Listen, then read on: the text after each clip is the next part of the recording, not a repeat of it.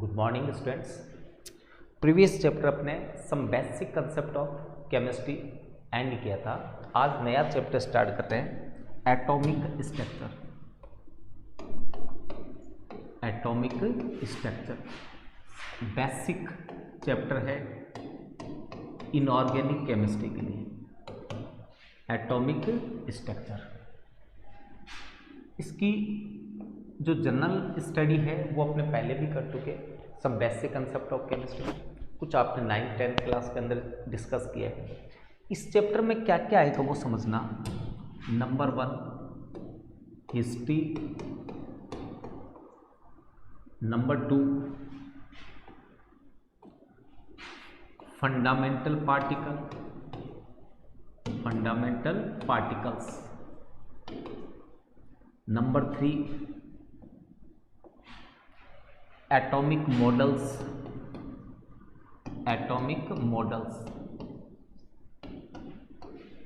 Number 4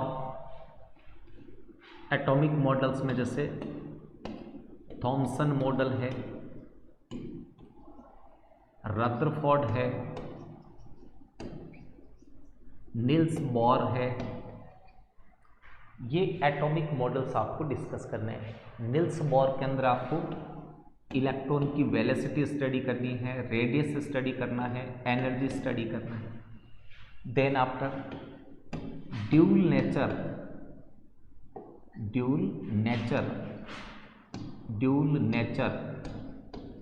of matter पढ़ना है, dual nature of matter या ड्यूल नेचर ऑफ इलेक्ट्रॉन, जिसमें आपको डी ब्रॉगली प्रिंसिपल पढ़ना है, हाइजेनबर्ग अनसर्टेनिटी लॉ पढ़ना है, एंड लास्ट फाइनल ऑफ बाउ प्रिंसिपल पढ़ना है। ऑफ बाउ प्रिंसिपल के अंदर आपको पॉली एक्सक्लूजन लॉ पढ़ना है, हुंड मल्टीप्लिसिटी लॉ पढ़ना है, n+n रूल पढ़ना है। ये 5-7 टॉपिक एक इलेक्ट्रोमैग्नेटिक वेव्स, इलेक्ट्रोमैग्नेटिक वेव्स या रेडिएशन, कुछ भी ले लो, इनकी अपने को स्टडी करनी है। रेडिएशंस ये टॉपिक अपने इस चैप्टर के अंदर डिस्कस करेंगे। अब स्टार्ट करते हैं अपने हिस्ट्री से। तो हिस्ट्री का जो मोस्टली पार्ट है वो अपने some basic concept of chemistry में डिस्कस कर लिया। एटम के लिए डेमोक्रेटिस था, मैर्सी कनाद था, डाल्टन था, ये सारी चीज़ें अपने डिस्कस कर चुके हैं। बॉयल ने क्या कहा था एक्सपेरिमेंटल वैल्यू के बेस पे, न्यूटन ने क्या कहा। अब जो एटॉमिक स्ट्रक्चर के अंदर आपको पढ़ना है वो सबसे पहले आपको लेना है डाल्टन्स एटॉमिक थ्योरी। अब बड़े ध्यान से बात को समझना। आपके बुक के स्टार्ट में शायद कैथोड रेज, एनोड रेज ये दे रखा है। तो कैथोड रेज इलेक्ट्रॉन से फॉर्म्ड होती है, नेगेटिवली चार्ज होती है। विलियम क्रुक्स ने उसको डिस्कवर्ड किया था। उनके बीच में कोई ऑब्जेक्ट रखते हैं तो उसका शेड पीछे बनता है। अगर बीच में कोई अपन पैडल रखते हैं, व्हील पैडल रखते हैं, तो वो घूमना स्टार्ट हो जाता है। इसका मतलब वो मैटर से बनी हुई है। अगर इलेक्ट्रिक फील्ड में रखते हैं तो ये नेगेटिव चार्ज होता है तो पॉजिटिव की तरफ मूव कर जाती है। ऐसी कैनाल रेज की बात करें, पॉजिटिव रेज की बात करें, तो उनको डिस्कवर्ड किया था गोल्डस्टीन ने। किसने किया था? गोल्डस्टीन ने। वो पॉजिटिव चार्ज होती है, इलेक्ट्रिक फील्ड में नेगेटिव की तरफ जाते हैं। वो सारी चीज़ें आपने 9th-10th में स्टडी किए हैं, जनरल स्टडी वो कर सकते हैं। यहाँ डाल्टन एटॉमिक थ्योरी से समझना ध्यान से। इसने कहा कि एटम जो है, एटम ये 2 पार्ट से मिलकर बना है, ए एंड टम। ए मीन्स अगर बच्चा क्लास में नहीं आता है, not present in class, not. Tom means to be cut. पूरा वर्ड क्या बना? Not to be cut. मतलब जिसको डिवाइड नहीं किया जा सके वो एटम है। डिवाइड किसको नहीं कर सकते? जो स्मॉलेस्ट हो, जो क्या हो? स्मॉलेस्ट। तो according to Dalton atom is a smallest particle of matter, atom is an smallest particles of matter which do not further dividable. इसका मतलब आपको ये दो वर्ड याद रखने अच्छे से। कंपटीशन में सबसे ज़्यादा क्वेश्चन इसी का आता है, डाल्टन का। क्या क्वेश्चन आएगा? अनडिविजिबल या अनडिविजिबल या डाल्टन, ये दो वर्ड रखना। क्वेश्चन में डाल्टन है तो ऑप्शन में आपको अनडिविजिबल पार्टिकल पता करना है। यदि क्वेश्चन में अनडिविजिबल है तो आंसर में डाल्टन को ढूंढना है। डाल्टन एटॉमिक थ्योरी फेल्योर हो गई थी, इसका रीजन था, जैसे मान लो मैंने सोडियम एटम लिया, क्लासिफिकेशन ऑफ एलिमेंट्स में आपने स्टडी किया है, इसको मैं गैसियस स्टेट में एटम है ये, आयोनाइजेशन एंथैल्पी के इक्वल एनर्जी देता हूँ तो ये कन्वर्ट हो जाएगा Na प्लस इलेक्ट्रॉन। एक पार्ट था, दो पार्ट में कन्वर्ट हो गए। डाल्टन ने ये कहा था कि अनडिविजिबल है, फिर ये दो पार्ट कैसे बने? इसका मतलब after discovery of electron, proton and neutron, this theory was failed. जैसे neutron, proton and electron discovered हुए या आगे सब पार्टिकल डिस्कवर हुए तो ये ऑटोमेटिक ये थ्योरी फेल्योर होगी। अब अपने बात करें, ये तो नॉर्मल था। अब पार्ट समझना ध्यान से। Parts of atom, part of atom. आपके दिमाग में जब भी ये क्वेश्चन पूछा जाता है पार्ट्स ऑफ एटम, तो आपके दिमाग में तुरंत आता है 3, proton, neutron, electron. But question का मीनिंग समझो। पार्ट ऑफ एटम, एटम के 2 पार्ट्स होते हैं, एक होता है सेंट्रल पार्ट, एक होता है peripheral part. Atoms have 2 parts, central part which known as nucleus, peripheral part which known as orbits। Orbits more than 1 भी हो सकते हैं, 1 भी हो सकते हैं। सेंट्रल पार्ट के अंदर 2 पार्टिकल्स है, proton and neutron. Peripheral part के ऊपर इलेक्ट्रॉन है। इसका मतलब आपसे पार्ट्स जब पूछे जाएंगे तो आप पार्टिकल्स लिख के आओगे 3, पार्टिकल्स 3 है, पार्ट तो 2 ही है, सेंट्रल पार्ट, पेरिफेरल पार्ट। तो इसमें याद रखना है 2 parts which have 3 fundamental particles, parts of atom and fundamental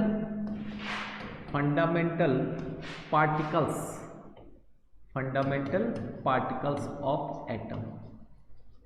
अब डिफरेंस नजर आ गया आपको। जब आपको फंडामेंटल पार्टिकल्स ऑफ एटम पे डिस्कस करना हो तब आपको 3 बताना है, बट पार्ट्स ऑफ एटम की बात करें तो 2 ही बताएंगे। 2 पार्ट्स कौन से? सेंट्रल पार्ट, क्या नाम देंगे? न्यूक्लियस। प्रोटॉन प्लस न्यूट्रॉन मिलकर के न्यूक्लियन फॉर्म्ड करते हैं। Nucleon is formed by addition of proton and nucleon. और सभी न्यूक्लियन को कंबाइंड करके बोलते हैं न्यूक्लियस, जो सेंट्रल पार्ट है। और इलेक्ट्रॉन इसके चारों तरफ अराउंड रिवॉल्व करता रहेगा। अब इसमें मेन टॉपिक क्या है? आपने fundamental particles of atom. Fundamental particle की बात करें तो 3 तरह के फंडामेंटल पार्टिकल होते हैं, proton, neutron and electron. Proton, neutron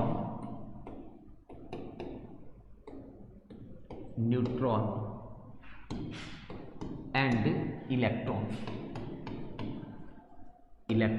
E negative से रिप्रेजेंट करते हैं।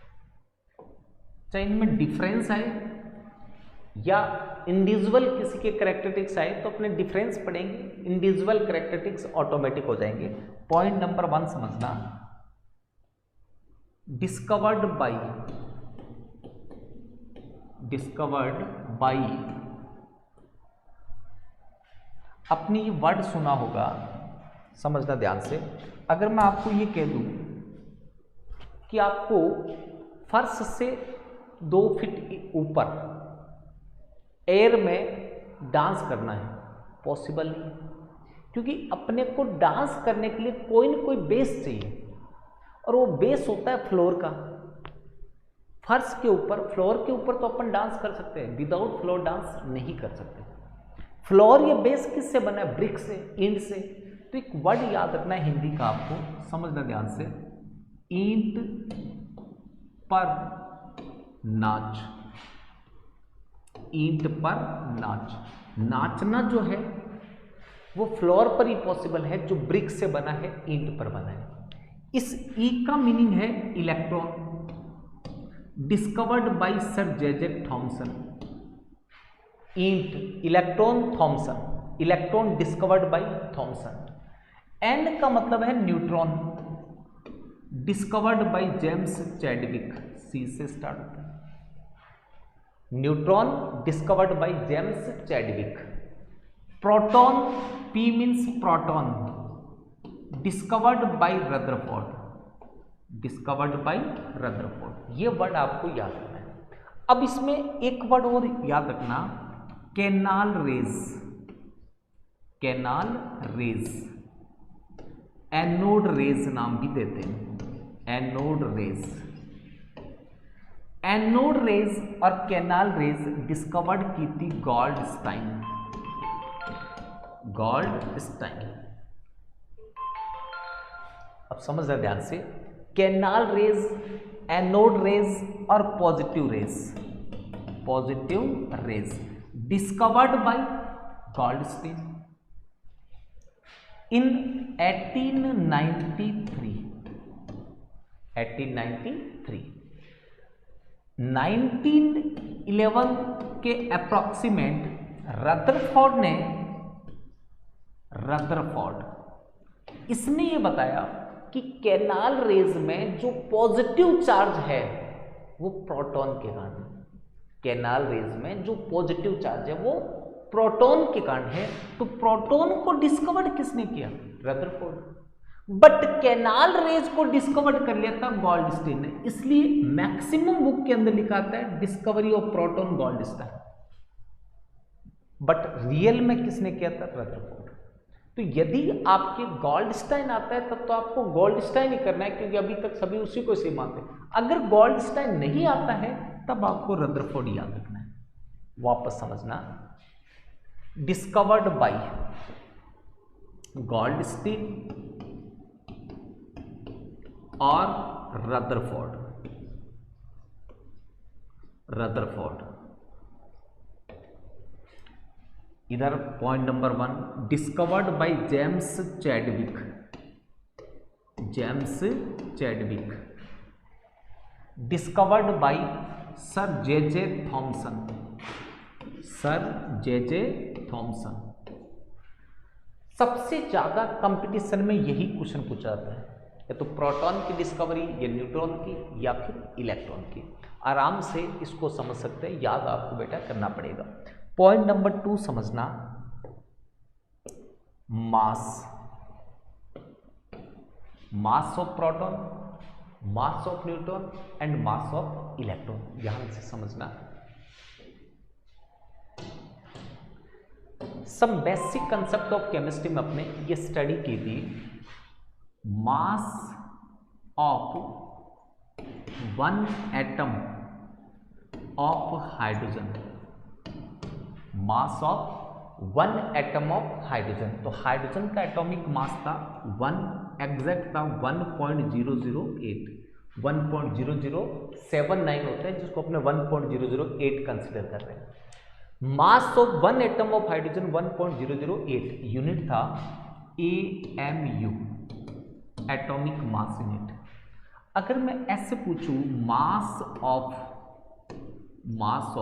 1 मोल और 6.023 10⁻23 एटम्स ऑफ हाइड्रोजन, ये था 1 1.008 ग्राम, जिसको अपने एक कंसिडर करते थे, 1 कंसिडर करते थे, कोई दिक्कत वाली बात। 1 एटम 1.00 MU, 1 मोल एटम 1.008 ग्राम। अब इससे समझना mass of 1 atom of hydrogen, इतने एटम्स का मास 1.008 ग्राम मतलब 1 ग्राम है, तो 1 एटम का मास होगा 1.008 अपॉन एवोगैड्रो नंबर 6.023 10⁻23। इसको सॉल्व करने पे आया 1.67 10⁻24 ग्राम। इट मीन्स ये भी मास ऑफ 1 एटम है, ये भी मास ऑफ 1 एटम है। इट मीन्स 1 MU इक्वल होगा 1.67 इंटू 10⁻24 ग्राम। अब ऐसे समझना, ये मेरे पास हाइड्रोजन एटम है, hydrogen atom formed by 1 electron and 1 proton. Hydrogen only 1 element which do not have neutron, बाकी सभी एलिमेंट के पास न्यूट्रॉन होता है, हाइड्रोजन के पास कोई न्यूट्रॉन नहीं होता। छोटी क्लासों में आपने पढ़ा है इलेक्ट्रॉन का मास प्रोटॉन के कंपेयर में 1837 टाइम्स 1837 टाइम्स कम होता है, तो इसके कंपेयर में नेग्लिजिबल हो गया। नेग्लिजिबल का मीनिंग समझना, आप वेइंग मशीन पे अपना वेट करते हो, ये मान लीजिए वेट मशीन है, यहाँ डिजिटल बोर्ड है, ये कॉइन्स के लिए जगह है, यहाँ आप खड़े हो गए। जैसे ही आपने कॉइन डाला इसमें, तो यहाँ डिजिटल बोर्ड पे डिस्प्ले पे रीडिंग आई 73 kg। तो इस 73 kg से आप क्या कंक्लूजन निकालते हैं कि मेरा वेट 73 kg, ये तो कंक्लूजन हुआ, माई वेट इज 73 kg। अब आप सोचो, आपने अपना वेट 73 kg बताया, जब आप वेट मशीन पे चढ़ते हो उस समय आप शूज और चप्पल भी तो पहन के चढ़ते हो, तो क्या उस 73 kg में शूज और चप्पल्स का मास वेट नहीं है क्या? मान लो आप शूज उतार करके फिर चढ़े, तो अपने कपड़े तो पहन रखे हैं, क्या कपड़ों में वेट नहीं है? इसका मतलब ये जो वेट आया है, ये वेट कैंडिडेट का वेट प्लस क्लॉथ का वेट होगा कि नहीं होगा? मान लो कपड़ों का वेट है 0.3 kg, 300 ग्राम था, 0.3 kg, तो अब इस टोटल मास के कंपेयर में नेग्लिजिबल है। नेग्लिजिबल को अपन कंसिडर नहीं करते, इसलिए अपन बोल देते हैं कि my weight is 73 kg। Same situation यहां है, हाइड्रोजन का मास है 1.008 AMU, इसका मास नेग्लिजिबल है,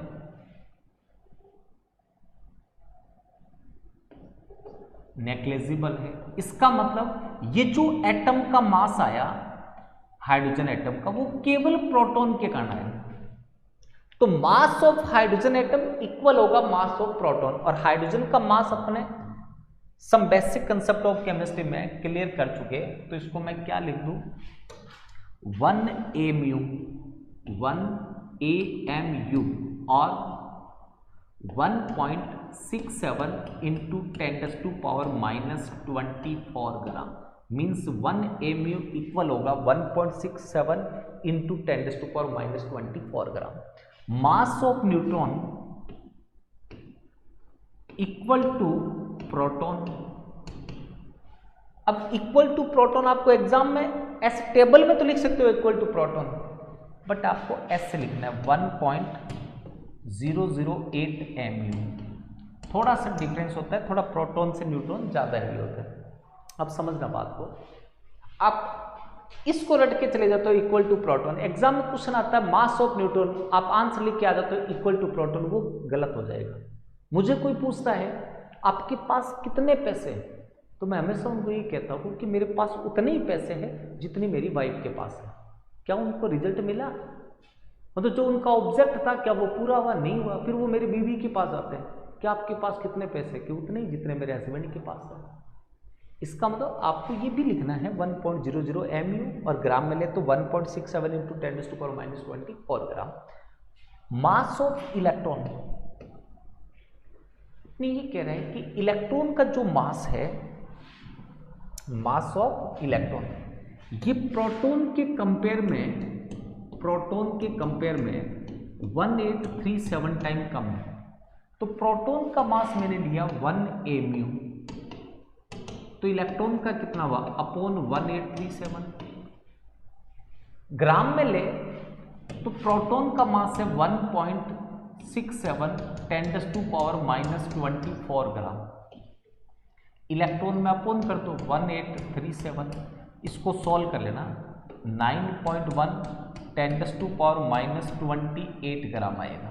किलोग्राम में कन्वर्ट करना हो तो किलो अपने बेसिक कंसेप्ट में बताया था किससे पुटअप होता है, 10⁻³ से किलोग्राम। किलो रिमूव करना हो तो 10⁻+3, पुटअप करना हो तो -3, तो ये 31 हो जाएगा नेगेटिव। तो क्या रिजल्ट आया अपना 1/1837 AMU और 9.1 इंटू 10⁻⁻28 ग्राम। ये मास इसके कंपेयर में नेग्लिजिबल है, 1837 टाइम कम है, तो उसको नेग्लिजिबल कंसिडर करेंगे। 2 पॉइंट अभी मैंने डिस्कस किए, number 1 discovered by, number 2 mass. Third point समझना,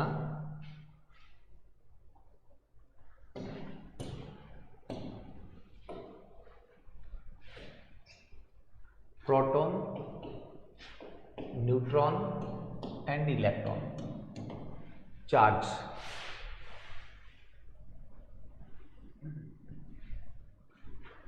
पॉइंट नंबर 3 चार्ज। इस पे जो चार्ज है वो आपको दिखाई दे रहा है, कैसा दिख रहा है, positive. How many times, 1 time. तो क्या लिखोगे, unit positive charge, unit positive charge, unit positive charge. और 4.8 इंटू 10⁻⁻10 इलेक्ट्रोस्टैटिक यूनिट, ये CGS यूनिट है। 4.8 इंटू 10⁻⁻10 ESU, ये रिलेटिव चार्ज है। रिलेटिव कितना, यूनिट पॉजिटिव चार्ज। वैसे एक्सपेरिमेंटल कितना होगा, 4.8 10⁻⁻10 ESU। पॉजिटिव में इसलिए यहाँ साइन पॉजिटिव ले लेते हैं। वैसे इस पॉजिटिव का मीनिंग नहीं है, क्योंकि आप जब कैलकुलेशन करोगे तो इस पॉजिटिव या नेगेटिव का कोई मीनिंग नहीं होगा। बस चार्ज नेचर अपोजिट है, एक पॉजिटिव है दूसरा नेगेटिव। कूलाम के अंदर 1.6 इंटू 10⁻⁻19 कूलाम, इधर ले 19 कूलाम। ये चार्ज आपको याद रखना है और कोई ऑप्शन नहीं है। यूनिट पॉजिटिव इतना ESU, इतना कूलाम। न्यूट्रॉन पे चार्ज की बात करें, न्यूट्रल, इलेक्ट्रिकल न्यूट्रल, इस पे कोई चार्ज नहीं होता। इलेक्ट्रॉन के चार्ज की बात करें, समझना ध्यान से, ये मेरे पास में एक एटम है, सीधा ही लिख देता हूं, atom. Fundamental particles, neutron, electron, proton. ये इलेक्ट्रिकल न्यूट्रल है, इलेक्ट्रिकल न्यूट्रल। एटम भी इलेक्ट्रिकल न्यूट्रल है, इस पे नेगेटिव चार्ज है, नेगेटिव, इस पे पॉजिटिव चार्ज है।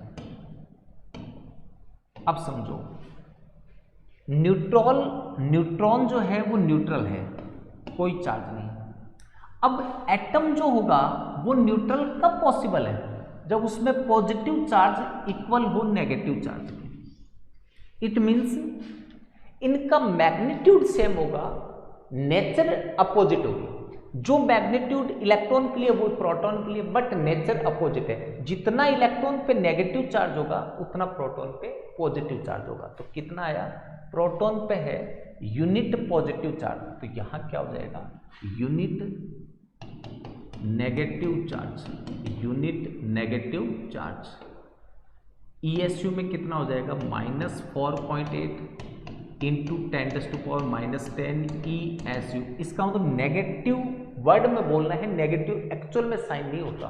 कैलकुलेशन में आप इलेक्ट्रॉन के लिए सीधा लिखोगे 4.8 10⁻⁻10। कूलाम के अंदर ले 1.6 10⁻⁻19 कूलाम। सेम चार्ज है, केवल नेचर अपोजिट है, ये पॉजिटिव था, ये नेगेटिव है। Last point number 4, effect of electric field. Effect of electric field, electric field का क्या इफेक्ट होगा। इलेक्ट्रिक फील्ड का मतलब,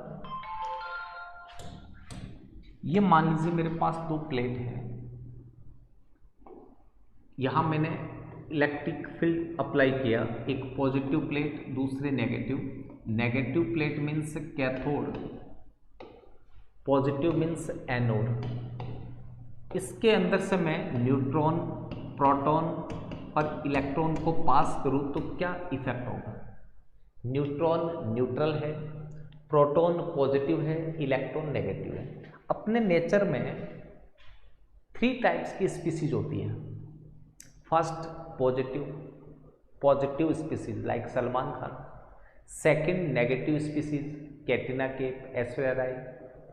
थर्ड न्यूट्रल, थर्ड जेंडर जो होता है उसको अपन न्यूट्रल कंसिडर करें। ध्यान से समझना, मैं इलेक्ट्रिक फील्ड अप्लाई कर रहा हूं, यहां पे पॉजिटिव पार्ट है सलमान खान, यहां नेगेटिव पार्ट है कैटरीना कैफ। एक साइड में सलमान खान, एक साइड में कैटरीना कैफ। अगर ये नहीं होता तो यहाँ जो भी पार्टिकल होता है वो सीधा मूव कर जाता है स्ट्रेट लाइन। अब इनकी प्रेजेंस का क्या इफेक्ट पड़ेगा समझना। नंबर 1 में थर्ड जेंडर की बात करूं, न्यूट्रल है, न सलमान खान से अट्रैक्ट होगा न कैटरीना कैफ से अट्रैक्ट होगा, तो ये स्ट्रेट लाइन मूव करेगा ऐसे। अब मैं मान लो पॉजिटिव पार्टिकल्स की बात करूं, जैसे मैंने अभिषेक बच्चन की बात की, ये पॉजिटिव पार्टिकल है, तो पॉजिटिव पार्टिकल अब डायरेक्ट सीधा अगर नहीं जाएगा, इलेक्ट्रिक फील्ड के अंदर नेगेटिव पार्टिकल से अट्रैक्ट होगा, तो इसका जो अट्रैक्शन होगा वो इधर कैटरीना कैफ की तरफ होगा, मूव टुवर्ड्स कैटरीना कैफ। अगर मैं नेगेटिव पार्टिकल्स की बात करूं, मान लो ऐश्वर्या राय, ये नेगेटिव पार्टिकल है, इलेक्ट्रिक फील्ड की प्रेजेंस में move towards positive particles Salman Khan. Same situation यहां आएगी, न्यूट्रॉन पर इलेक्ट्रिक फील्ड का कोई इफेक्ट नहीं होगा, प्रोटॉन कैथोड की तरफ मूव कर जाएगा, इलेक्ट्रॉन एनोड की तरफ मूव कर जाएगा। समझ लो, neutron not affected by electric field, proton and electron both are affected by electric field. Proton move towards cathode, electron move towards anode. तो यहां मैं क्या लिखूं, move towards anode और positive field, positive field, positive part की तरफ ये move कर जाएगा। यहां don't affected, do not affected, यहां move towards negative electrode, negative electrode means positive electrode means anode. Proton cathode की तरफ मूव करेगा, नेगेटिव की तरफ मूव करेगा, ये अनइफेक्टेड रहेगा, ये पॉजिटिव की तरफ, एनोड की तरफ पॉजिटिव इलेक्ट्रोड की तरफ मूव कर जाएगा। ये 4 डिफरेंस आज अपने पढ़े। एक छोटी सी चीज और आपको इसमें स्टडी करना है, समझना। ऑयल ड्रॉप एक्सपेरिमेंट दिया था मूलिकन ने। कौन सा? Oil drop experiment proposed by Millikan. किसके लिए? इलेक्ट्रॉन के लिए E/EM फाइंड करने के लिए। E/EM। तो अब समझना, E/EM करेंगे तो अपने पास इलेक्ट्रॉन का मास आ जाएगा। ऐसे समझो, मास ऑफ इलेक्ट्रॉन इस मेथड से फाइंड किया E/EM। E क्या है? Charge of electron, charge of electron, mass of electron. तो E से E क्या हुआ? कैंसिल। क्या आ गया अपने पास? M। दोबारा समझना, E अपने स्टडी किया था, कितना था?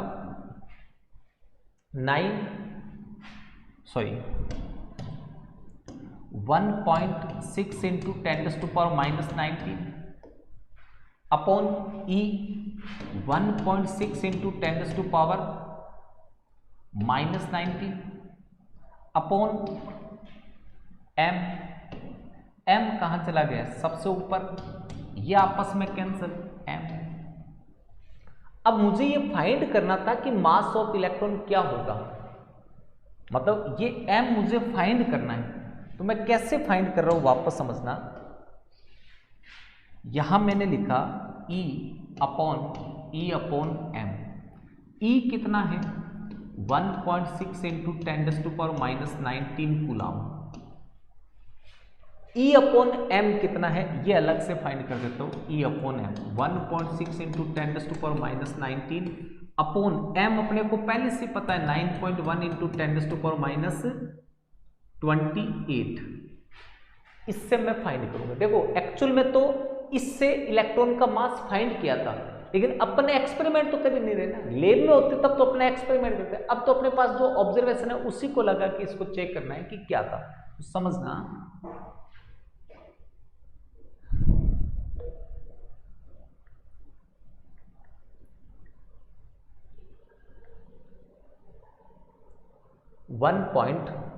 इसको मैं पावर एक कम कर लेता हूं, 16 मल्टीप्लाई 10⁻⁻20 9.1 10⁻⁻28। ये पावर ऊपर जाके होगी 10⁻8।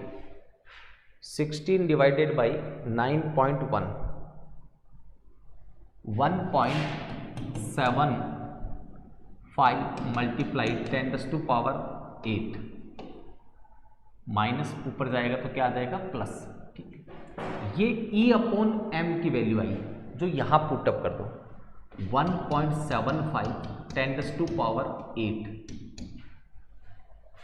इसको सॉल्व करने पर ये पावर ऊपर चली जाएगी। इसको सॉल्व करोगे तो आपके पास वापस वही आंसर आ जाएगा 9.1 इंटू 10⁻⁻28 ग्राम। ध्यान से समझना, ये एक्सपेरिमेंट दिया था मूलिकन ने, ऑयल ड्रॉप एक्सपेरिमेंट। इससे मूलिकन ने क्या फाइंड किया? मास ऑफ इलेक्ट्रॉन। कैसे फाइंड किया? Charge of electron upon ratio of the charge and mass. तो चार्ज अभी अपने स्टडी किए, चार्ज सेम था, E/M अपने चार्ज और मास पता है, उससे फाइंड कर लिया 1.75 10⁻8 वो आ जाएगा। तो एग्जाम में अब आप E/M फाइंड कर सकते हो। किससे? आपको E भी पता है, मास भी पता है। आज तक आपको यहां तक स्टडी करके आना है। डिफरेंस आज जो पढ़ा है वो एक बार दोबारा देख लो। सबसे पहले एटॉमिक स्ट्रक्चर, हिस्ट्री आपने पहले से पढ़ रखी है, मैसरे कणाद वगैरह जो भी थे। डाल्टन्स एटॉमिक थ्योरी, इसके फेल्योर का reason, then part of atom 2 types के हैं और बाकी आगे के स्टडी करने हैं। उसके बाद प्रोटॉन, न्यूट्रॉन, इलेक्ट्रॉन तीनों पार्टिकल्स पे डिस्कस करना है। पहले discovery, then after mass, then after charge and then after effect of electric field. और लास्ट ऑयल ड्रॉप वाला याद रखना है, मास ऑफ इलेक्ट्रॉन फाइंड करने के लिए दिया था। इसमें एक चलो कल ही करेंगे अपने। आज के लिए इतना काफ़ी है। Thank you, have a nice day, God bless you.